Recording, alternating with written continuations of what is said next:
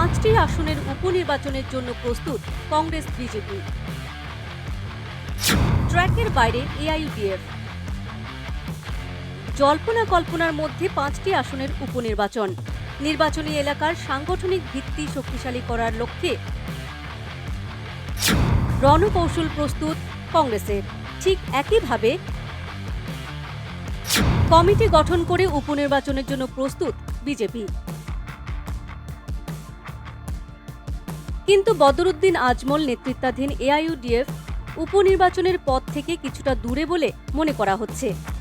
লোকসভা নির্বাচনে 3টি আসন হেরে যাওয়া এআইইউডিএফ উপনির্বাচনে মাথা তুলে দাঁড়াতে পারেনি।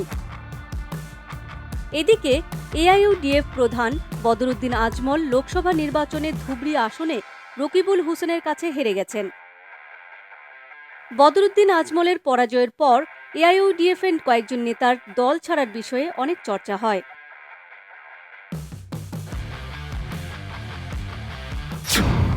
এআইইউডিএফ নেতা অগপ কংগ্রেস পার্টির দরজায় কড়া নেড়েছিলেন।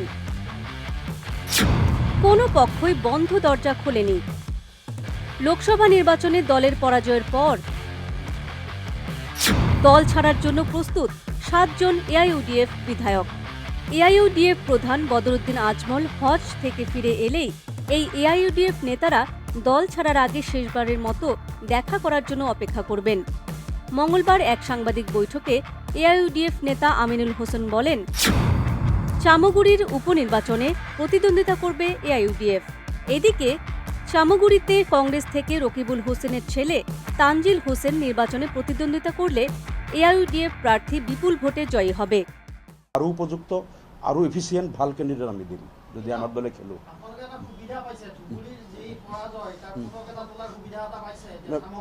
না এটা কথা হল ইয়াত পুতক তোলার কথাটো নহয়। আমার কথাটো হল আমার দলর যিটো স্থিতি বা আমার দলর যিটো সাংগঠনিক ভেটি এইটো শক্তিশালী কৰিবলৈ আমি য'ত যেনেকৈ সুবিধা পাওঁ সুবিধা আমি ল'ম।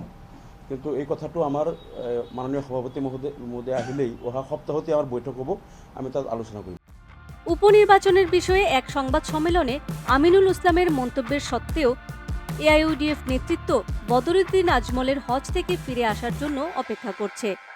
দেশে 5টি নির্বাচনী এলাকা চামগুড়ি, ধলাই, বনগাঁও, বিহালি এবং সিডলির মধ্যে ধলাই, চামগুড়ি, বঙাইগাঁও এআইইউডিএফ 3টি আসনে প্রতিদ্বন্দ্বিতা করতে পারে। তবে আবার মুখ থুবড়ে পড়ার ভয়ে এক ধাপ এগিয়ে 2 ধাপ পিছিয়ে গেছে। এদিকে 5টি আসনে বিজেপি জোটকে হারানোর লক্ষ্যে বিরোধী ঐক্য শক্তিশালী কৌশল তৈরি করেছে।